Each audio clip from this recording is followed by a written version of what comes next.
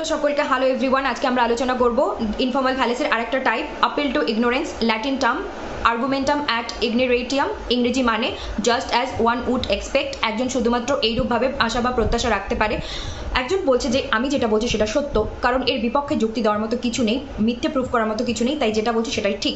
আরেকজন বলছে যে এটা মিথ্যে, কারণ এর বিপক্ষে সত্য যুক্তি বা প্রমাণ দেওয়ার মতো কিছু নেই, তাই এটা মিথ্যে মেনে নিতে হবে। তো প্রশ্নটা কি দাঁড়াচ্ছে? কোথাও না কোথাও প্রমাণ করতে পারছে না, এটাই আপিল টু ইগনোরেন্স। এবং আমরা বাংলায় বলবো যে ভুল প্রমাণের বোঝাকে দাবিকারীর থেকে দূরে সরিয়ে রাখছে।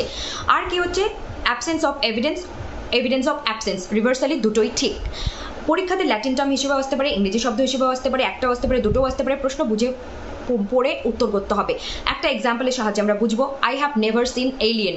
আমি কোনোদিনও কোনো এলিয়েন দেখিনি। আমরা বলি না তুই কি অন্য গ্রহ উপগ্রহ থেকে এসেছিস? আমরা কোনোদিনই বাস্তবে এলিয়েন দেখিনি। বেশিরভাগ মানুষই বিশ্বাস করে এলিয়েন বলে কিছু হয় না, তো এটাকে বিশ্বাস করতেই হবে, থাকুক না থাকুক। এটাই আপিল টু ইগনোরেন্স।